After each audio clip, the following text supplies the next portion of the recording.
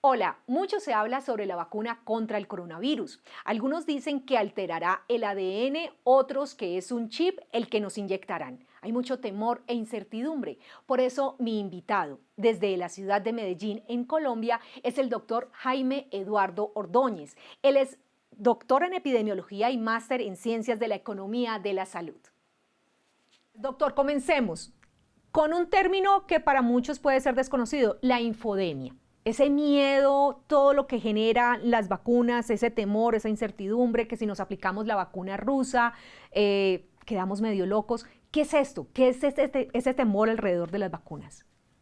Pues la infodemia, es decir, la información que está alrededor de las epidemias y no solamente con el tema de la vacuna, con todo lo que rodea la epidemia, con la moringa y con todas estas cosas. Esto es una cosa que ha existido toda la vida. La mala información existe desde que el hombre desarrolló la información. Y la primera vacuna que se desarrolló fue la vacuna contra la viruela a principios del siglo XIX, finales del XVIII. Y ya para esa época había infodemia. Esa vacuna contra la viruela, había chismes que decían que la gente se convertía en un minotauro y le iba a salir una cabeza de vaca. Eso ha pasado toda la vida, no es nada nuevo. Lo que sucede es que como tenemos redes sociales más poderosas, pues obviamente anda más rápido. En este momento, ¿cuáles son las vacunas que se encuentran en desarrollo y cuáles son las realmente aprobadas? En este momento hay poco más de 150 proyectos de investigación. La mayoría de ellos están en lo que se llama una fase preclínica, es decir, están en el laboratorio todavía desarrollándose. La otra parte importante está en este momento en fase 1, 2 y 3. La fase 1 evalúa seguridad, se hacen pocos pacientes. La fase 2 determina la dosis y la capacidad de respuesta inmunológica. Entonces se determina qué dosis se debe aplicar, si son 1 o 2. También son relativamente pocos pacientes, más o menos unos 100. Y ya luego viene la fase 3, el gran ensayo clínico. En el gran ensayo clínico hay casi 20 vacunas en este momento de fase 3, aprobadas por la FDA de los Estados Unidos y por la EMA de Europa, que son las dos agencias regulatorias en salud más importantes del mundo, son los dos, la de FDA, la de Pfizer, BioNTech y la de Moderna. Y en este momento hay unas 8 o 9 que han sido aprobadas, lo que se llama aprobación de uso limitado por parte de algunos gobiernos. Entonces, el gobierno de Gran Bretaña, India, Argentina, México aprobaron la de AstraZeneca, India aprobó la vacuna de India, los chinos aprobaron 2 o 3 vacunas que tienen, pero son aprobaciones limitadas solo para esos. ¿Por qué si existe el temor que la vacuna que se está desarrollando se hizo en tan poco tiempo? O sea, la gente piensa que comenzaron a hacer los estudios en enero del 2020 y ya a mitad de año teníamos una vacuna. ¿Es así de rápido que se hizo esta vacuna o esto lleva años en desarrollarse? Esto es un mito urbano. Esta vacuna lleva al menos 30 años en desarrollarse. Sería una ofensa para los investigadores que llevan 30 años que les digan que sacaron esto en 30 días. Detrás de esto, la cabeza principal es la vicepresidenta de BioNTech. Es una húngara muy respetada, pues obviamente en el mundo de la investigación. Y ella fue la primera en proponer la idea de utilizar el RNA mensajero, que es un material genético que, como su nombre lo dice, lleva un mensaje para que sea el organismo el que desarrolle la defensa ante una infección o cualquier otro tipo de nox o de daño. En este orden de ideas, ella se demoró por unos 20 años tratando de hacer que funcionara y había un problema que no le funcionaba.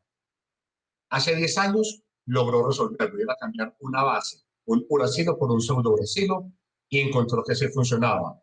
Llevan 10 años desarrollándolo. ¿Qué fue lo que sucedió? Que una vez apareció este problema, pues aprovecharon la tecnología que ya estaba desarrollada, que ya viene en otros estudios para pacientes con VIH, para pacientes con cáncer de pulmón. Esos ensayos clínicos ya están andando. Lo que pasa es que al aparecer la pandemia, pues obviamente hay prioridad y también hay mayor inversión en salud. ¿Qué demostró esto, Jimena? Que cuando se hace una gran inversión en investigación y desarrollo, se obtienen grandes resultados. La vacuna, según he entendido, extractaron un pedacito de la cadena del virus, de donde se formaba la proteína, sacaron ese pedacito y ese pedacito es el que nos inyectarían. Ahí no va ningún chip, no va nada. Ese RNA mensajero, entonces, ¿qué entra a hacer a nuestras células? Primero, ¿qué es el RNA? El material genético que nosotros tenemos se llama ADN. Está guardado en el núcleo de la célula. El núcleo de la célula tiene una capa que es impenetrable. Entonces, cuando el ADN necesita hacer algo, manda un mensajero. Lo que hace es que el ADN, que es una hélice, una doble capa, se parte en dos y ese pedacito se llama RNA mensajero y ahí manda el mensaje. El RNA sale, pero no entra al núcleo. El RNA no tiene la capacidad de entrar al núcleo. ¿A dónde va? A una parte de la célula que se llama ribosoma. La función del ribosoma es producir las proteínas que van en esa orden. Eso es todo, es un código genético. Entonces lo que hicieron ellos fue engañar a la célula, coger un RNA, el mismo obviamente del virus, eso sí, le cambiaron, como dije antes, un uracilo por un pseudouracilo, porque vieron que así era mucho más eficiente entrar a la célula y eso es lo que va a llegar envueltico en un lípido, una grasa, una nanopartícula, que es una forma muy elegante de decir que es una grasa muy chiquitita. Ahora bien, no vamos a creer pues que los que tienen problemas de colesterol no se pueden poner la vacuna. No, estamos hablando de una partícula exageradamente pequeña que es de grasa, pero a que tiene problemas de colesterol no le va a aumentar el colesterol por una nanopartícula. Entonces, ahí va envuelta para poderla proteger. No le vaya a pasar nada mientras llega a la célula. Cuando entra a la célula, entonces el RNA entra al ribosoma y se van a generar unas proteínas que son parecidas o igualitas a las de la superficie del coronavirus. No va a desarrollar un coronavirus, no, va a desarrollar unas proteínas como las de la superficie del coronavirus. Y con esas proteínas es suficiente para engañar al sistema inmune para que crea que hay un cuerpo extraño.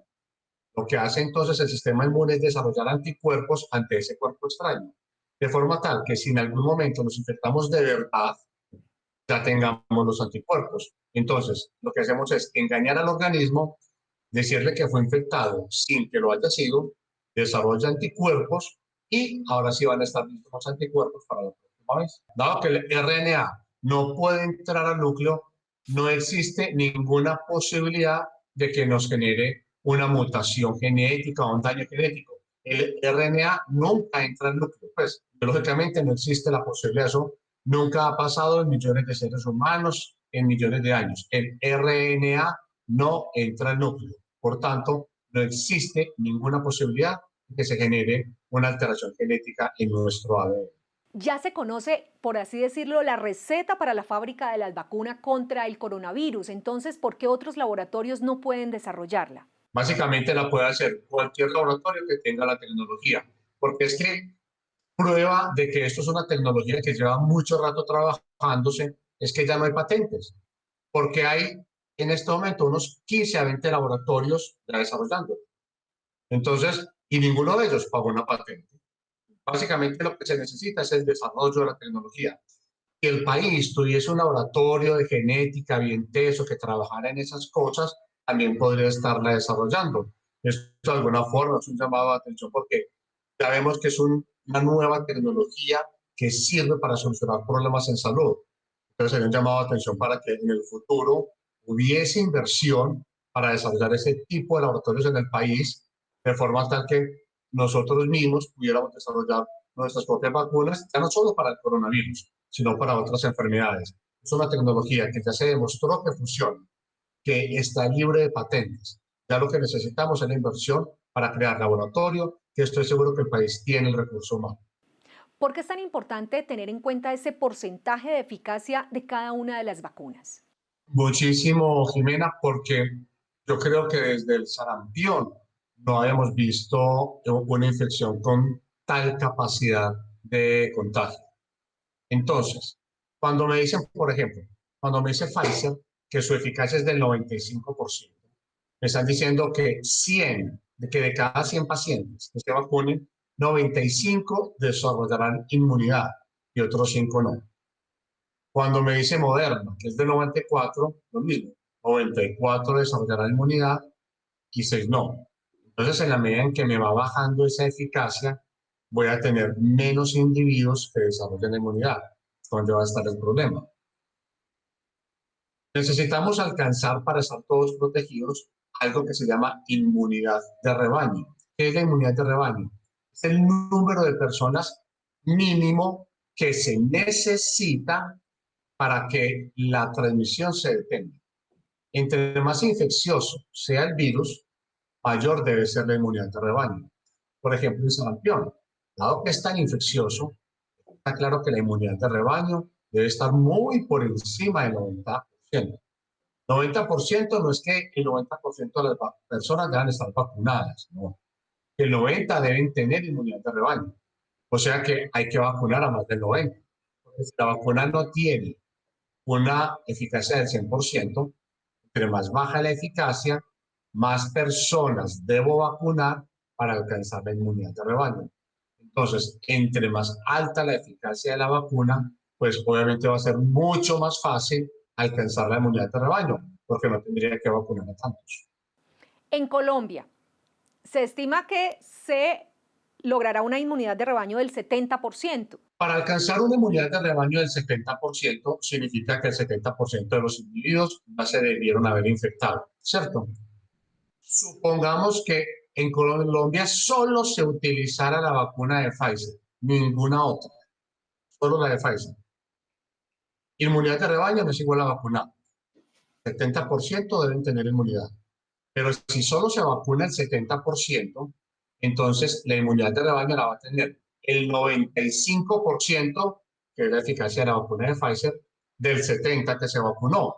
Eso vendría siendo más o menos el 66.5%. Pero supongamos que de aquí a que se termine de vacunar, ya el 3.5% restante son personas que se han infectado, en cuyo caso sería suficiente si utilizáramos la de Pfizer en el 100% de los que se van a vacunar, lo cual al parecer no es así, pero viene otro inconveniente, de dónde sale ese 70%, es el número mágico. Se calcula con algo que se llama el número básico de reproducción, y es un individuo infectado a cuántos puede infectar. Lo han visto en la prensa y en varias partes como R sub 0. R sub 0 también lo llaman tasa de transmisión. Una persona infectada, ¿a cuántas puede infectar? Cuando comenzó la pandemia, se calculó que ese valor era de 3. ¿Cuál debe ser el valor ideal? Para tenerla controlada tiene que ser un valor por debajo de 1. Una persona infectada infecta menos de 1. Eso va bajando. Supongamos que una infectada infecta 0.9. Obviamente, entre más bajito, mejor. Si un infectado infecta 0.5, pues más rápido va a ser el descenso. Pero no lo pongamos tan duro, pongamos que es 0.9. Entonces, se calculó al principio de la pandemia que ese número era 3. Entonces, si queremos llegar a 0.9, pues hay que bajar desde 3 hasta 2.1, ¿cierto? Entonces, había que, para calcular ese 70%, es dividir 2.1 sobre 3, y ahí me da el 70%. ¿Dónde está aquí el problema?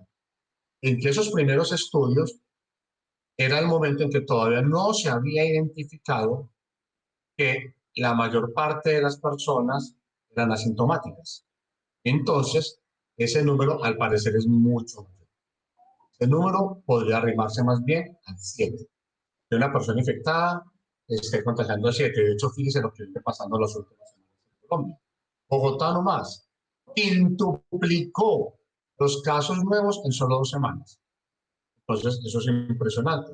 Entonces, ese número pareciera estar más cercano al 7. Hay varios artículos al respecto. Si ese número está más cercano al 7, 6.1 dividido 7, eso es más o menos el 86%. Primera. Entonces, si necesitamos una inmunidad de rebaño del 86%, ninguna vacuna que tenga eficacias por debajo del 86 va a servir, porque habría, ni vacunando al 100% se alcanzaría el 86. Entonces se necesitan vacunas con eficacias muy altas para poder alcanzar ese inmunidad. ¿Cuánto tiempo se calcula que ¿Se vacunará entonces la población en Colombia, lo que se tiene estimado? Pues lo que se tiene estimado, lo que dice el ministerio oficialmente es que al finalizar el año va a tener a 35 millones de personas vacunadas. Yo respeto ese dato, ni más faltaba, es lo que ellos han calculado, pero en lo personal, vacunar 35 millones de personas en 10 meses, estamos hablando de 3.5 millones de personas mensuales. Eso es mucha. Yo en lo personal no creo que sea tan fácil vacunar 3,5 millones de personas mensuales.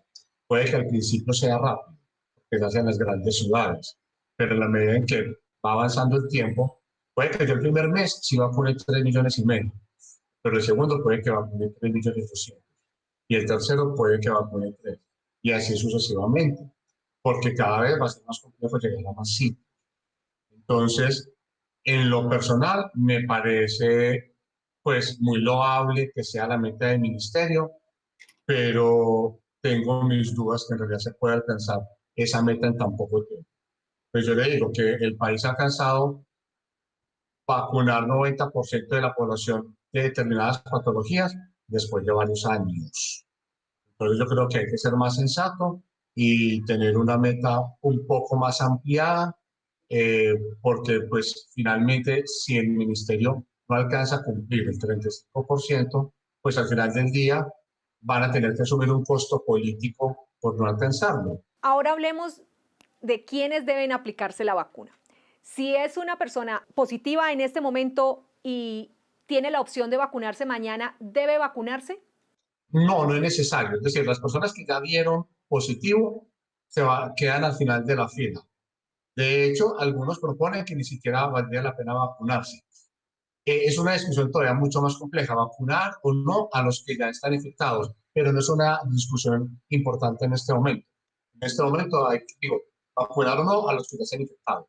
En este momento la discusión es de los que no se han infectado, a quién hay que vacunar. Esa es la verdadera discusión. Cada país ha tomado decisiones diferentes.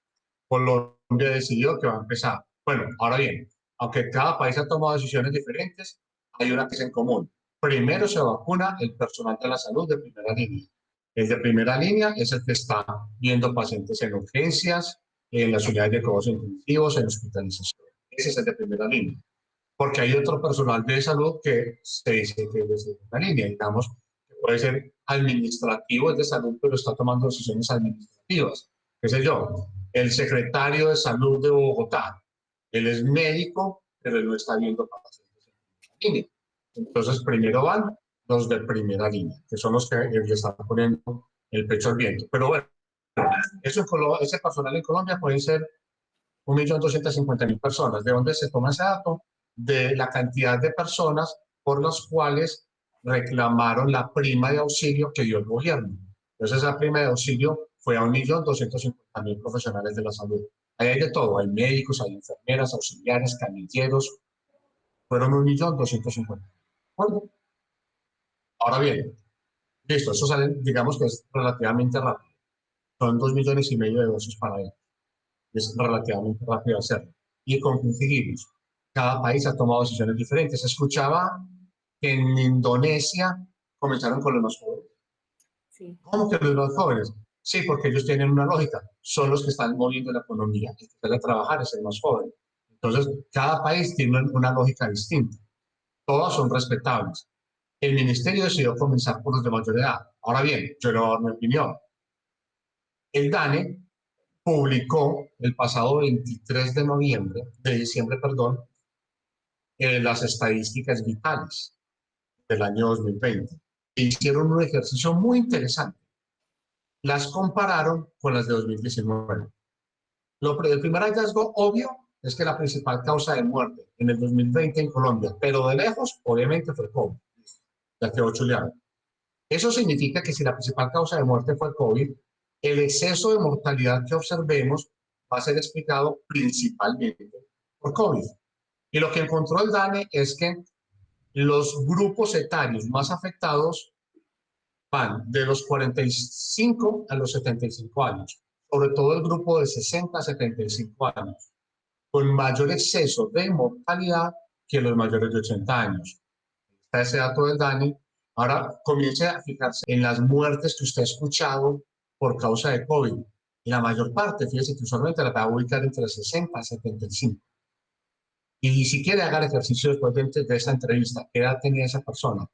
El grupo grueso está de 60 a 75. Entonces yo creo que bien mal día son datos oficiales, no son datos míos, son datos oficiales del DANE. Entonces yo creo que bien valdría la pena revisar lo que plantea esos datos del DANE y poder reevaluar a quién se va a priorizar. Si usamos tapabocas y hacemos distanciamiento social, ¿vale la pena vacunarnos? Claro que sí. ¿Dónde está aquí la situación con la vacuna? Ninguna de las vacunas que está saliendo al mercado ha podido demostrar que disminuye la transmisión. ¿Qué es lo que disminuye entonces? Disminuye el riesgo de enfermar. ¿Y cuál es la diferencia? Que yo puedo no enfermar, pero sí transmitirlo. Entonces, ¿por qué no pudo demostrar eso? Porque en realidad hubo un corto tiempo de seguimiento. Para poder demostrar disminución en la velocidad de transmisión, se necesita mayor tiempo de seguimiento y además desarrollar ciertas pruebas que permitan demostrar que el individuo no está transportando el virus. Entonces, las personas vacunadas pueden seguir transportando. El mensaje, Jimena, es muy sencillo. Nadie va a estar seguro hasta que todos estén. Entonces, hasta que no se alcance la inmunidad de rebaño, es decir, se vacune el número suficiente de personas para poder asegurar inmunidad de rebaño, debemos seguir usando mascarilla y distanciamiento social, porque si no, podemos infectar a aquellos que aún no se han vacunado. ¿Esperamos o apenas lleguen y si estamos en la etapa que nos corresponde, nos vacunamos? Ahí mismo, inmediatamente, no de espera a nada. Ya estas vacunas, bien, la fase de seguridad ya fue evaluada. Ya hemos visto que hay dos en el mercado, que son la de Moderna y la de Pfizer-BioNTech, con muy buena eficacia clínica. No hay, no hay motivo para esperar. Si la llega a Colombia y apenas me toque mi turno, o se la trae el sector privado, tengo acceso comprándola por el sector privado, inmediatamente nos la pondremos. Doctor Jaime Eduardo Ordóñez, muchísimas gracias por aceptar esta invitación. Y me da muchísimas gracias. Gracias, doctor. Quiero terminar con una frase. Las vacunas no previenen enfermedades. Es la vacunación la que previene las enfermedades. Si le gustó esta entrevista, por favor, dé clic en me gusta. Y si le interesan los temas de salud, suscríbase a mi canal.